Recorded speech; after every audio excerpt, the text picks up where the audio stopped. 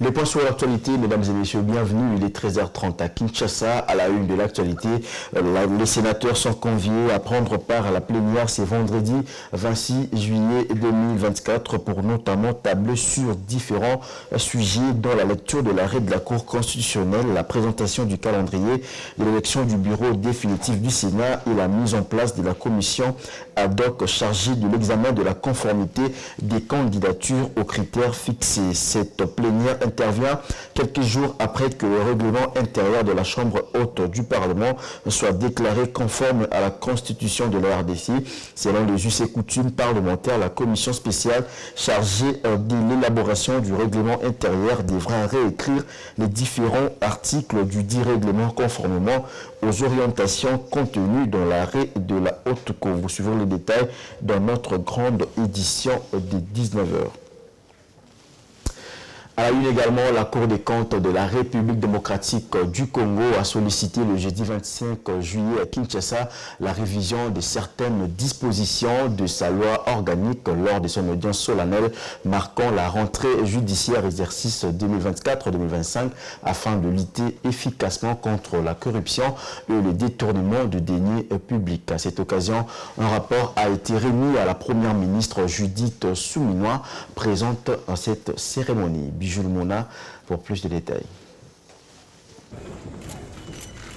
La Cour de compte sollicite la révision de certaines dispositions de la loi organique portant sur sa composition, son organisation et son fonctionnement pour lutter efficacement contre la corruption et les détournements des deniers publics. Son premier président, Jimmy Ngwaka, a souligné cette révision lors de l'audience publique solennelle marquant la rentrée judiciaire de cette Cour. De son côté, le procureur général près la Cour de compte appelle le gouvernement à assurer la redistribution des richesses à tous les niveaux, ce qui a réjoui l'assistance à cette audience de la rentrée judiciaire. Nous avons retenu que le procureur général près la Cour des comptes a interpellé les membres du gouvernement et plus principalement les chefs du gouvernement pour que dans la manière de gouverner, qu'ils puissent veiller en sorte qu'on puisse faire preuve de la solidarité nationale, faire en sorte que tout ce que produit la République démocratique du Congo puisse profiter à tout le monde. Lambert Macheke, avocat général près la Cour d'appel de Kinshasa, quant à lui, pense que les législateurs doivent revoir les lois qui donneraient beaucoup de pouvoir à la Cour. Et je trouve qu'il faut inviter aux législateurs de faire de nouvelles lois pour donner un peu plus de pouvoir à la Cour des comptes. Donc, dès les référendums, nos députés, donc nos législateurs doivent essayer de revoir, de revisiter les lois, les textes qui donneraient un peu plus de pouvoir à la constitutionnelle pour permettre de faire bien son travail. Essayer d'éviter trop de privilèges, de poursuites qu'on a accordé à telle ou telle autorité politique pour éviter que le détournement ne soit impuni. Voilà ce qui a affaibli le pouvoir dans ce pays, ce qui a fait que le Congo n'ait pas à faire entrer des données dans ses économies. Au terme de cette cérémonie, à laquelle ont pris part de nombreuses autorités politiques, le rapport annuel de la Cour des comptes 2022-2023 a été remis au chef de l'État par l'entremise de la première ministre Judith Suminwa.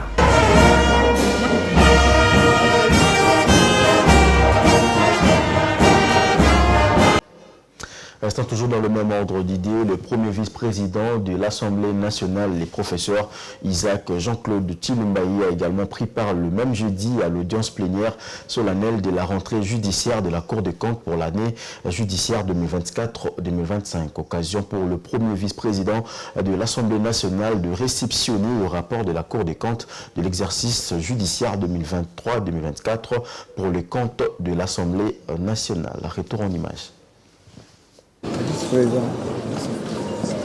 Au cours de cette cérémonie, le premier président de la Cour des comptes, Jimmy Munganga Ngwaka, a prononcé un discours solennel précédé par la mercuriale du procureur général près cette cour en rappelant la mission principale de la Cour des comptes qui est celle de s'assurer du bon emploi des deniers publics et d'en informer les citoyens. Le premier président a remis officiellement le rapport de la Cour des comptes de l'exercice judiciaire 2022-2024 aux animateurs des institutions publiques de l'État, notamment en commençant par le président de la République représenté par la première ministre Judith Suminwa et au président de 2 chambres du Parlement représenté par le premier vice-président de l'Assemblée nationale, le professeur Isaac Jean-Claude Tshilumbaye Moussaou, et à la première ministre elle-même.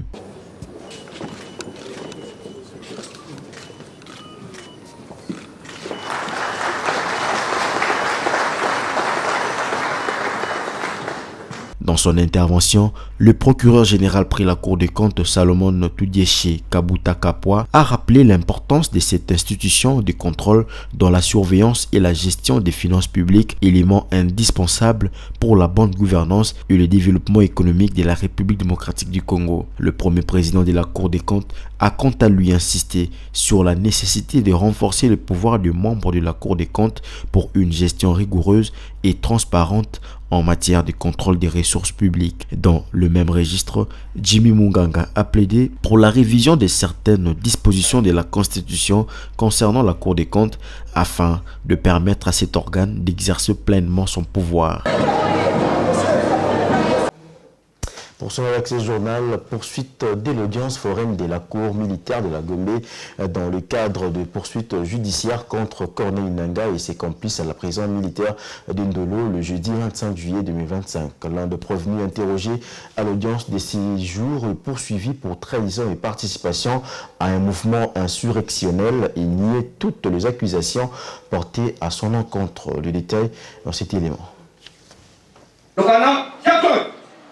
La Cour militaire de Kinshasa-Gombe a repris ce jeudi 25 juillet 2024 l'examen de l'affaire Corneille Nangaa, ancien président de la Commission électorale nationale indépendante et dirigeant politique du mouvement politico-militaire Alliance Fleuve Congo AFC, ainsi que 24 autres prévenus poursuivis pour crimes de guerre, participation à un mouvement insurrectionnel et trahison. Nangaa Baseyan, poursuivi pour trahison et participation à un mouvement insurrectionnel, a nié toutes les accusations portées contre lui et clamé son innocence, affirmant qu'il n'est pas membre de l'AFC et qu'il n'a jamais été en contact avec Eric Kouba et les autres accusés. Je ne suis pas membre de l'AFC, je ne sais rien de tout ça, je n'ai jamais été en contact avec Eric Kouba et les autres qui ont été cités ici. Corneille Nangaa est le fils de mon grand frère, tous les autres que je vois ici, je les ai vus pour la première fois lors de notre transfert à l'auditorat militaire, a-t-il déclaré devant la cour. Nangaa Baseyan a raconté les circonstances de son arrestation, soulignant qu'il avait immédiatement demandé aux autorités de vérifier ses appels téléphoniques pour prouver son innocence.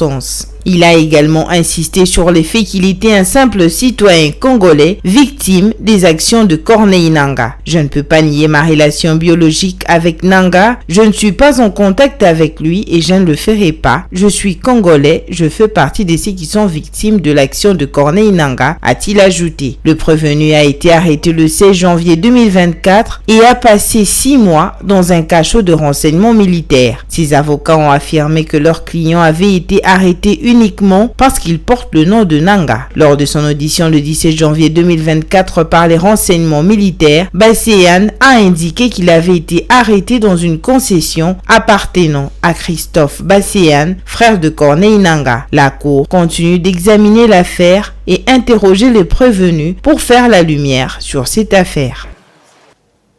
L'actualité en dehors de nos frontières, la vague de chaleur qui s'abat sur le Maroc a fait au moins 21 morts en 24 heures dans la ville de Beni Mellal. Les fortes températures dans la ville située à plus de 200 km au sud-ouest de Casablanca ont causé la mort de personnes âgées ou souffrant de maladies chroniques. Il faisait encore 43 degrés Celsius le jeudi 25 juillet. Merveille Labéa pour plus de détails. Les températures devraient baisser dans le jour à venir, selon le département de météorologie. Le jeudi 25 juillet, le département météorologique a déclaré que les températures élevées ont touché la majeure partie du pays. Il a fait jusqu'à 48 degrés Celsius dans certaines régions de lundi à mercredi. Il s'agit de la 6e année consécutive de sécheresse au Maroc qui a connu une chaleur record au cours de l'hiver dernier, notamment en janvier où les températures ont atteint 37 degrés Celsius dans certains endroits. Les records de température au Maroc est de 50,4 degrés Celsius. Il a été établi en août de l'année dernière dans la station balnéaire d'Agadir. Les scientifiques ont établi un lien entre le changement climatique et l'augmentation de la durée, de la force et de la fréquence de phénomènes météorologiques extrêmes, notamment des vagues de chaleur. Rappelons que cette vague de chaleur qui s'abat sur le Maroc a fait au moins 21 morts en 24 heures dans la ville de Beni Mellal. Au Soudan, le ministre de l'Agriculture, Aboubakir Al-Bouchra, a fermement rejeté le jeudi 26 juillet les estimations de l'ONU concernant la famine au Soudan, affirmant qu'il n'existe pas de crise alimentaire dans le pays. Selon les données de l'organisation internationale, environ 755 000 personnes souffraient de la faim extrême au Soudan, une assertion que le ministre a qualifiée de non pertinente par rapport à la population totale de 50 millions de personnes. Diane Bonga nous fait le point. Lors d'une conférence de presse à Port-Soudan, le ministre de l'Agriculture Al-Bouchra a minimisé les chiffres avancés par l'ONU, les jugeant comme étant insignifiants. Ces chiffres représentent une fraction infime de notre population totale. Il est donc inapproprié de le qualifier de famine, a-t-il déclaré. Le ministre a également exprimé de doutes quant à la capacité des agences humanitaires à fournir des données précises depuis les zones contrôlées par les forces de soutien rapide RSF. Al-Bouchra a également critiqué les tentatives des agences humanitaires de contourner de restrictions imposées par l'armée pour accéder aux zones sous contrôle de RSF. Selon lui, les conditions d'accès sont non seulement sévères mais également dangereuses.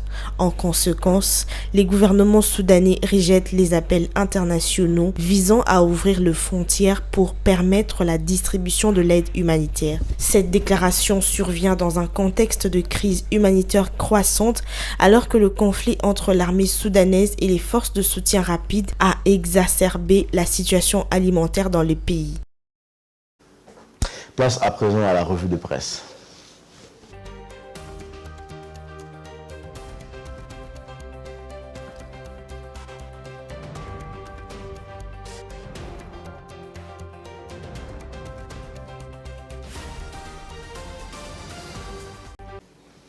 La revue de presse est avec Diane Mbonga qui nous a rejoint sur ce plateau. Diane Mbonga, bon après-midi à vous. Qui dit les journaux, il paraît que quand les taux se resserrent, les avoirs de Corneille Nangaa gelés par le Trésor américain. Merci Véningali Junior de m'avoir reçu.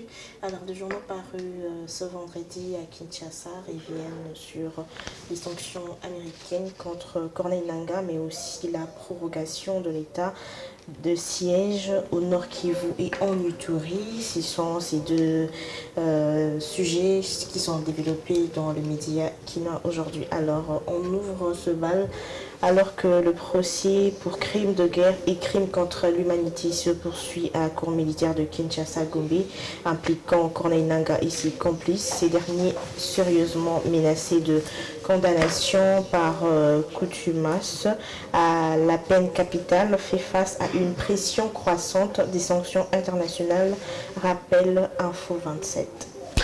Restant toujours dans le même ordre d'idées, guerre à l'est de la République démocratique du Congo, Corneille Nangaa, Bertrand Bisimwa et Charles Sematana sanctionnés par les États-Unis. Oui, cette fois-ci, Mediacongo.net fait savoir que l'Office de contrôle des avoirs du département du Trésor des États-Unis a sanctionné Corneille Nangaa, Bertrand Bisimwa Tiroaneho et un autre groupe armé affilié à l'AFC dans la province du Sud Kivu, et Charles Samatama, un commandant et chef militaire adjoint de Tiroaneho, détaille Média Congo. Selon le sous-secrétaire au Trésor chargé du terrorisme et du renseignement financier, Brian Nelson, ajoute le portail, cette action renforce l'engagement américain à demander de compte à ceux qui cherchent à perturber l'instabilité, la violence et le dommage causé aux civils pour atteindre leurs objectifs politiques. Poursuivant avec cette lecture de journaux, Proussi, Nanga et consorts, l'objectif de l'AFC n'est pas le Nord Kivu, c'est de conquérir de province en province jusqu'à Kinshasa. Oui, on clôture ces chapitres de Proussi Nanga avec 7 sur 7. Pour 7 sur 7, ces mesures visent à perturber les activités de ces groupes rebelles et à envoyer un message fort contre la violence et l'instabilité qu'ils provoquent.